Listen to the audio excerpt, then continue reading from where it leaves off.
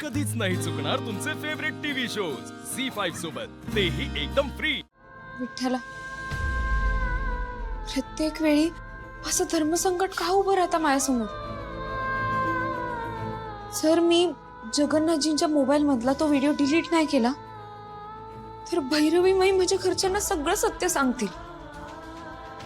मी तर कोणत्या परिस्थितीत राहते, ती लोक मला कशी वागणूक देतात हे सगळं माझ्या घरच्यांनाही सहन होणार नाही। पण दुसरीकडे जगन्नाथजी मला मुलीसारखं मानतात, मग मी त्यांचा विश्वासघात कसा करू? दोन्हीकडनं खात्रीत सापडले मी। एकीकडे माझ्या घरच्यांनी माझ्या सुखी संसारासाठी जी स्वप्न बघितली असतील ना, ती एका झटक्यात मातीमोल होतील रे। आणि दुसरीकडे जर जगन्नाथजींनी मी गातानाचा व्हिडिओ दुसऱ्या कोणाला दाखवला तर भैरवी माईंना असंच वाटेल की मी त्यांना दिलेला शब्द मुद्दाम मोडलाय म्हणून।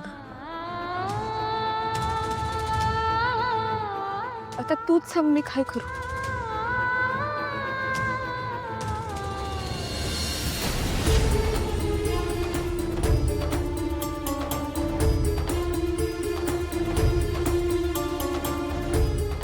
आता झालं गेलं विसरून जा सावली।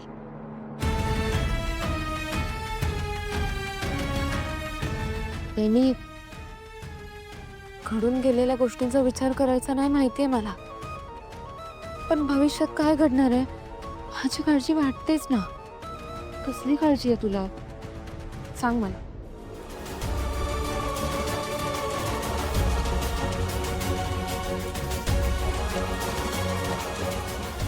मला एक सांगा ना, जर तुम्हाला तुमच्या सासरच्यांच्या विरोधात जाऊन तुमच्या माहेरच्यांसाठी काहीतरी करण्याची वेळ आली तेव्हा तुम्ही काय कराल?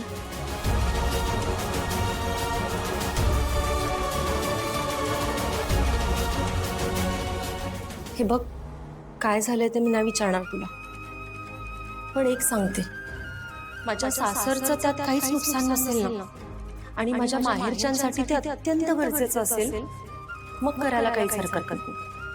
तुला एक सांगू का, आपण स्त्रिया ना कायमच खात्रीत सापडल्या जातो। इकडून तिकडून सगळीकडून तारेवरची कसरत, आणि ना अशा वेळी कुणाची बाजू घ्यावी हे कळतच नाही। आपल्याला ज्यांनी जन्म दिला, लहानाचं मोठं केलं, त्या माहेरच्यांची का आपल्याला ज्यांच्याबरोबर पुढचं आयुष्य काढायचं आहे त्या सासरच्यांची, आणि या सगळ्यात ना आपला विचार कोणीच करत नाही अगं। पण मग अशा वेळी काय करायचं? अशा वेळी ना ज्यात कुणाचंच नुकसान होत नाही ते करावं। सावली, तुला जे योग्य वाटतं ना ते तू कर, आणि मी जेवढं तुला ओळखते ना, तू कोणाचं वाईट तर नक्कीच करणार नाहीस, मला खात्री आहे।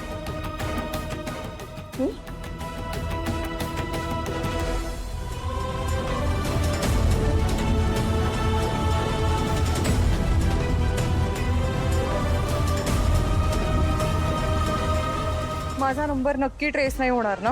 मॅडम, तुम्ही त्याची चिंता करूच नका, सगळं आपल्या प्लॅन नुसारच होईल। नाही ते होणारच, पण चिंता करायची गरज मला नाही, चिंता करायची गरज तुला आहे। जर माझं नाव या सगळ्यात आलं, माझा नंबर ट्रेस झाला, तर मी काय करेन याची कल्पना सुद्धा नाही करू शकत। चल आता कामाला लाग।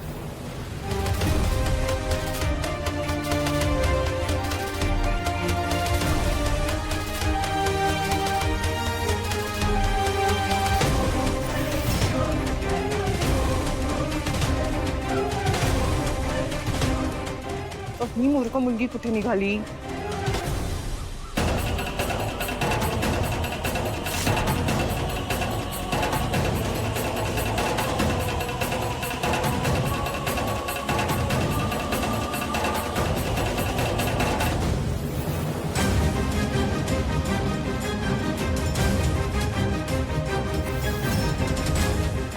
ही नक्की कुठे चालली आहे हे बघायलाच हवं।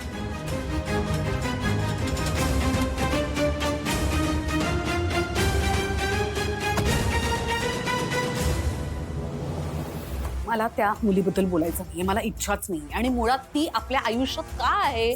तिलोत्तमा, आता पुन्हा पुन्हा तेच बोलून काय होणार आहे? सावली सून आहे आता आपली.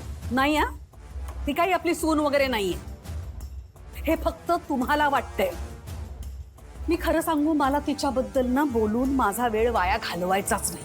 ठीक आहे, पण मला सांग, जगन्नाथ जे काय बोलला त्यात काही चुकीचं होतं का? या आता. सावलीला आपल्या घरात सन्मानजनक वागणूक मिळायला हवी का नको? तुम्हाला कळतंय का? या मुद्द्यावरून सतत आपल्या दोघांमध्ये वाद होत आहेत. मला तर ती मुलगी माझ्या डोळ्यासमोर सुद्धा नकोय.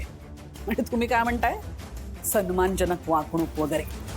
हे बघा, तिला जर का माझा त्रास होत असेल ना, तर तिने सरळ तिची बॅग पॅक करावी आणि या घरातून निघून जावं, सोडून द्यावं घर माझं.